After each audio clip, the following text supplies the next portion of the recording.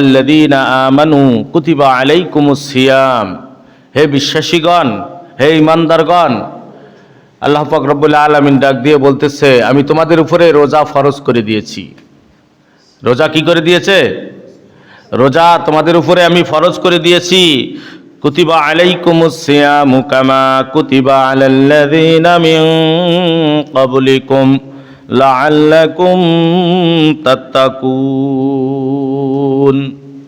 আল্লাহ পাক রব্বুল আলামিন বলে, ঈমানদারেরা, আমি আল্লাহ পাক রব্বুল আলামিন তোমাদের উপর রোজা ফরজ করে দিয়েছি। কিভাবে, কেমন করে?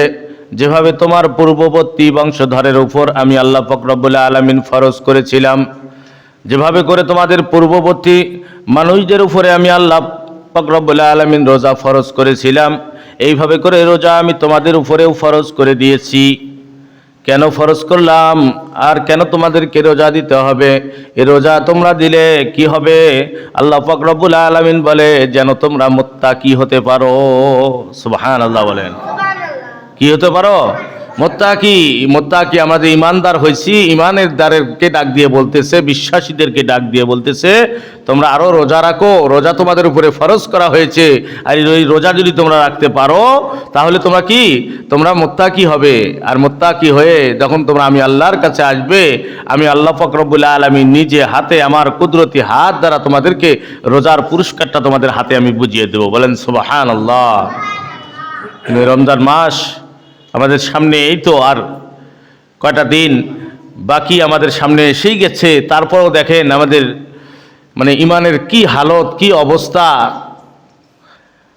তারপরেও আমরা দুনিয়া নিয়ে এমন একটা ব্যস্ত হয়ে আছি যে এত দামি একজন রহমতপূর্ণ বরকতপূর্ণ মেহমান আমাদের কাছে আসতেছে, আল্লাহ পাক রব্বুল আলামিন পাঠাইতেছে, এই সময় পর্যন্ত আমরা হায়াত পাইতেছি।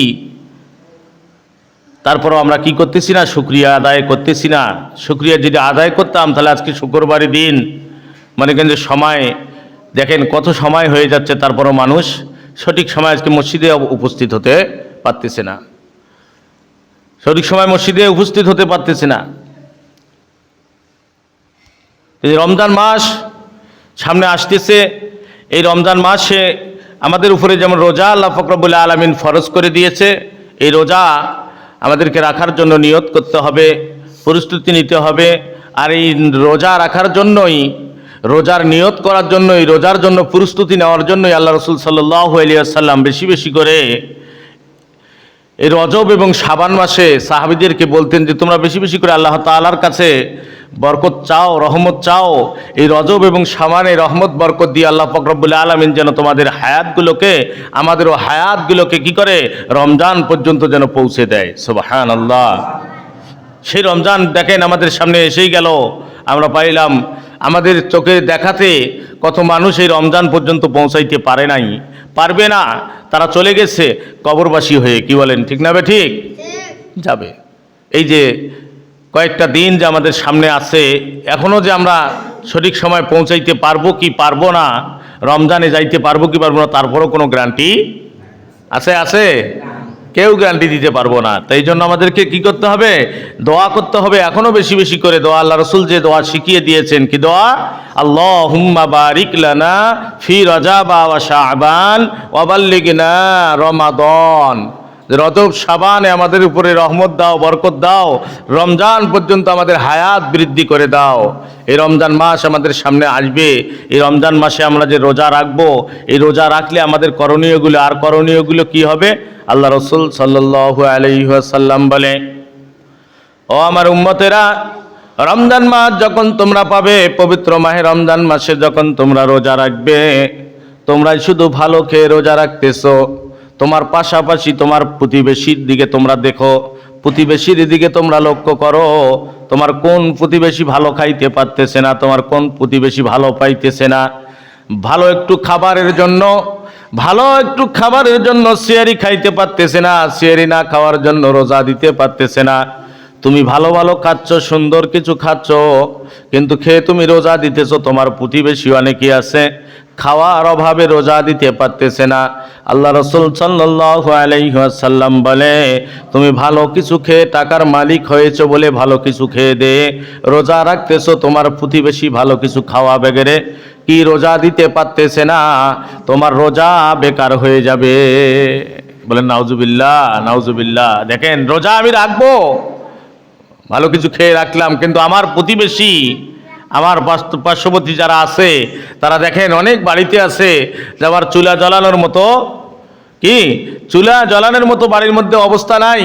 হয় না, রমজান মাসে এমন একটা পরিস্থিতি, এমন একটা অবস্থা হয়ে যায় যে দেখা যাচ্ছে ভালো কিছু দিয়ে একটু ইফতারি করবে এরকমও অবস্থা থাকে না। কিন্তু দেখা যাচ্ছে আমি বাড়ির মধ্যে সারাদিন রোজা রেখে এত কিছু দিয়ে ইফতারি করি, এত ঠান্ডা মান্ডা কত কি নিয়ে আমি ইফতারি সামনে নিয়ে বসেছি, কিন্তু আমার প্রতিবেশীরা ঠান্ডা একটু পানি, একটু জুস যে খাবে এরকম অবস্থা তার নাই। আমি কোনোদিন খবরও করার জন্য যাই না। এগুলো বলার কারণ হচ্ছে রমজানের আগেই, যে রমজানের সাথেই আমরা আর কোনো শুক্রবার পাবো না, জুমা পাবো না। আজকে জুমার নামাজে আমরা শুনে যাওয়ার পরে রমজান শুরু যদি আমাদের বুধবার বৃহস্পতিবার থেকে যদি রমজান শুরু হচ্ছে, বৃহস্পতিবার থেকে আমরা যেন এভাবে করে জীবনের সঙ্গে রমজানটাকে বাস্তবায়ন করে নিতে পারি, আমাদের রমজানটাকে যেন আমরা চালিয়ে নিতে পারি, আমরা যেন মুত্তাকি হতে পারি। কি হতে পারি? মুত্তাকি হতে পারি। কেননা আল্লাহ পাক রব্বুল আলামিন এই পবিত্র মাহে রমজানের রোজাগুলো আমাদের উপরে ফরজ করে দিয়ে আমাদেরকে বলছেন যে তোমরা যখন রোজা রাখবে, রোজাটাকে সঠিকভাবে আদায় করবে, আল্লাহ পাক রব্বুল আলামিন বলে আমি তখন তোমাদেরকে মুত্তাকি হিসেবে কবুল করে নেব। বলেন সুবহানাল্লাহ।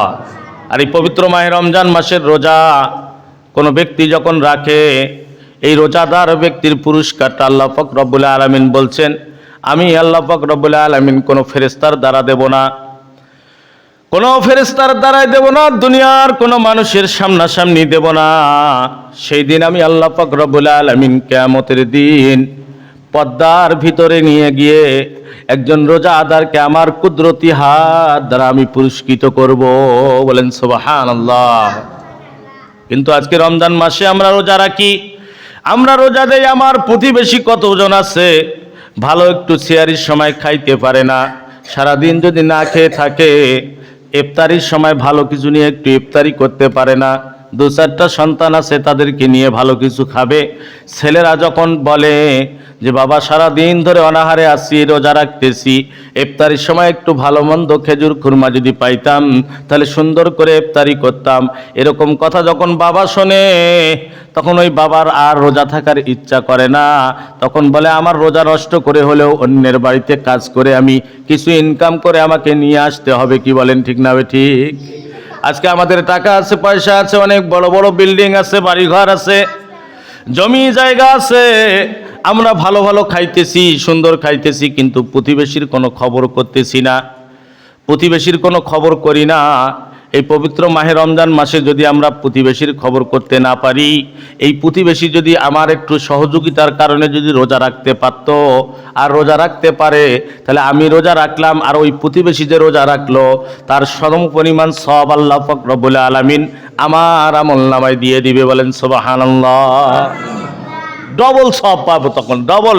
একটা রোজা রাখলেন কিন্তু প্রতিবেশীকে সামান্য সহযোগিতা করার কারণে, এই সহযোগিতাটা আপনার হতে পারে আপনার জাকাত থেকে, হতে পারে আপনার ফেতরা থেকে, হতে পারে আপনার কোনো না কোনো জায়গা থেকে, আপনি যে কোনোভাবে আপনার প্রতিবেশীকে আপনি কি করেন, সহযোগিতা করেন। অভাবের মধ্যে আছে, কিন্তু আমরা কি করছি, ওই যে একটা নির্দিষ্ট বছরে একবার রমজান শেষ হয়ে যাক, রমজানের শেষে গেলে একটু লঙ্গি টঙ্গি কি দিতে হয়, টুকিটাকি একটু জাকাত থেকে আমরা দিয়ে দেব, নাই।